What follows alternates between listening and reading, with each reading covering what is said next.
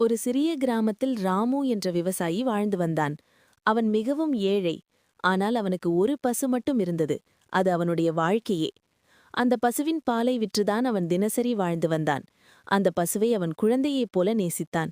அதற்கு நல்ல உணவு, தண்ணீர், அன்பு எல்லாம் கொடுத்து பராமரித்தான். ஒருநாள் அந்த பசு திடீரென்று நோய்பட்டது. ராமு மிகவும் கவலையடைந்தான். அவன் தனது பணத்தையெல்லாம் செலவு செய்து வைத்தியரை அழைத்தான். ஆனால் சில நாட்களில் பசு இறந்துவிட்டது. ராமு உடைந்து போனான். இப்போ நான் எப்படி வாழ்வேன் என்று அழுதான். சில நாட்கள் அவன் எதுவும் செய்யாமல் துன்பத்திலிருந்தான். ஆனால் ஒரு நாள் அவன் உணர்ந்தான். நான் இப்படி உட்கார்ந்தால் எதுவும் மாறாது. அவன் தன்னிடமிருந்த சிறிய நிலத்தை உழுது விதை போட்டான். கடினமாக உழைத்தான்.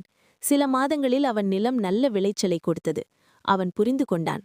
அவன் நம்பிக்கை ஒரு பசுவில் மட்டும் இருந்தது.